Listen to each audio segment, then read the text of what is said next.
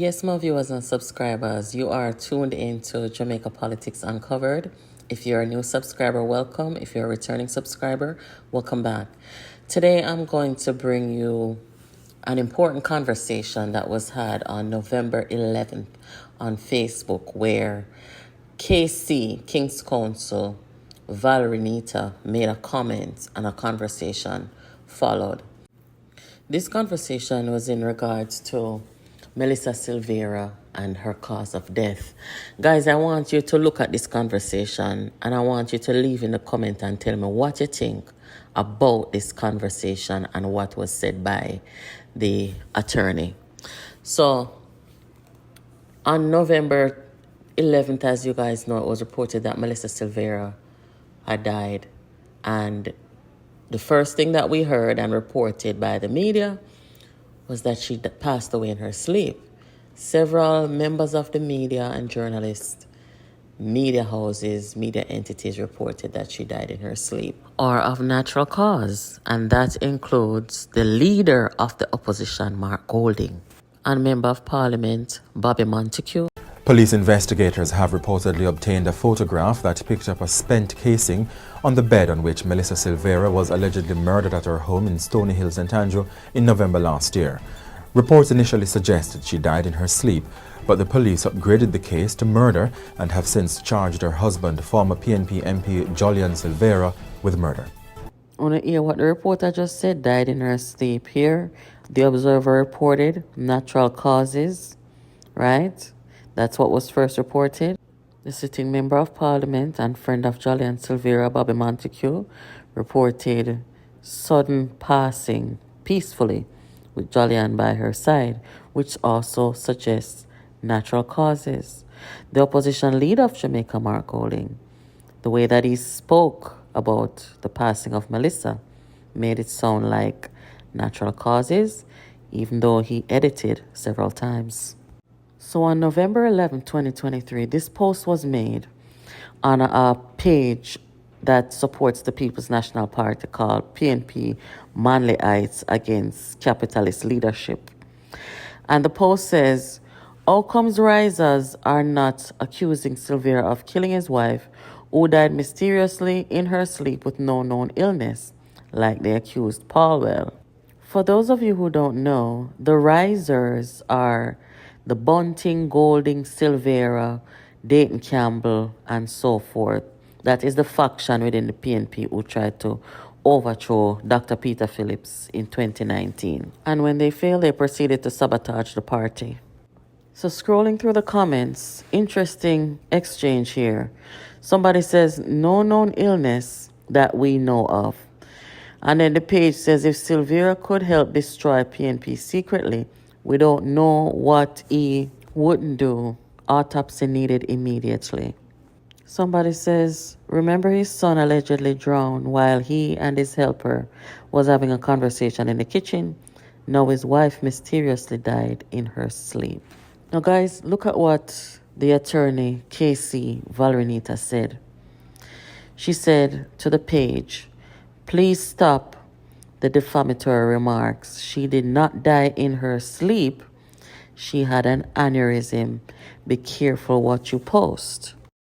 The response says, it was reported she died in her sleep. Did you say that to the mainstream media?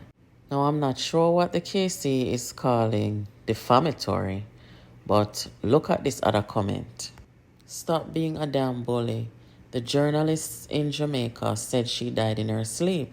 No one denied she died of an aneurysm. An aneurysm can occur while you sleep.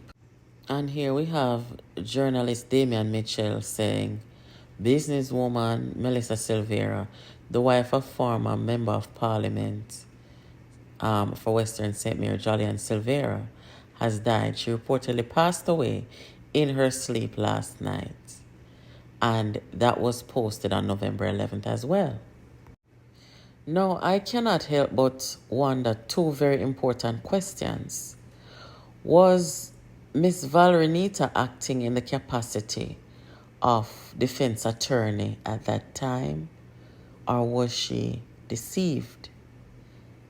It says, please stop the defamatory remarks. She did not die in her sleep. She had an aneurysm. So she was awake and died from an aneurysm. And again, who the heck came up with this aneurysm diagnosis on November 11th? Was that the preliminary autopsy? Were all the procedures done to determine aneurysm, which would have included bringing the body into a lab and doing some x-rays and all these things to make sure there is aneurysm, to locate where the aneurysm occurred? I mean, this is serious. This is a serious comment here. Because make no mistake about it, even if she died of an aneurysm, there is still explanation to be done about those gunshot wounds. And with the gunshot wounds, we still have a case of murder. In case some persons may not understand aneurysm and what it means and what it is, let me just leave a brief explanation here. An aneurysm is a ballooning and weakened area in an artery, and aneurysms can occur in several places of the body: in the brain, in the back of the knee, intestine, spleen. A ruptured aneurysm can result in internal bleeding, stroke, and can sometimes be fatal. And if you look closely at the photo here, you can see that ballooning of the artery. That is what an aneurysm is. Now guys, based on the location of Melissa's injury in the abdomen, can she get an aneurysm from the injury that she suffered? Absolutely. What triggers aortic aneurysm? Thoracic aortic aneurysms are usually caused by high blood pressure or sudden injury. Sometimes people with inherited connective tissue disorders can have thoracic aortic aneurysms. Based on where Melissa was wounded, bleeding out is the biggest concern after someone is shot. If a bullet hits an artery, a gunshot victim could bleed to death in just 5 minutes. Knowing how to staunch bleeding from a gunshot wound until emergency help arrives could save someone's life. You are looking at the thoracic cavity of the human body. And if you see where that arrow is pointing to the right, in the upper part of the chest, you will see that ballooning that was mentioned. So if Melissa was hit in the abdomen, yes, she could have died of aneurysm. But that does not negate the fact that she was shot and that the ballistic report links those bullets to the gun of the husband. So with that being said, guys, let us say she did not die in her sleep. And from here on out, we're going to stop saying she died in her sleep. We are going to say she died from aneurysm. Okay? So the question now is, was the KC aware that gunshot wounds were involved when she died from the aneurysm? Why we did not talk about the gunshot wounds them time there? We still do not know who determined the aneurysm. But we hear Miss Little Bit of Blood said that when she was at the crime scene, that she heard talking. She heard people talking. And as she said, we saw a little bit of blood at her nose. So we thought that it was aneurysm. That does not sound like a medical determination based on examination that an aneurysm occurred. So this looks very bad on the part of the People's National Party and on the part of the husband and everybody who were at the crime scene. Right? Remember, Miss Little Bit of Blood made it sound like the determination of the aneurysm was made based on seen a little bit of blood at the nose. So is the KC going based off that?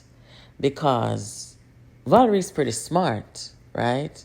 So I don't know if she's going based off what she heard or if she was acting in the capacity as attorney. And then when the whole problem come down now with the autopsy, she just decides, you know what, let me jump off of the case because this no look good. I don't know. I am just asking. Yeah? In case Valerie gets this video, Valerie, you know, said this is no animosity or maliciousness. We just ask the relevant question. Valerie, were you deceived? Aneurism. Hold on. Follow me. Yeah, I understand what you're saying. She was bleeding through her nose. I was there, and we thought it was an aneurysm. Interesting days ahead, guys. Keep it locked here. Jamaica Politics Uncovered. Make sure that you are subscribed. Join our membership. Invite your friends and turn on your notification. Take care. Until next time.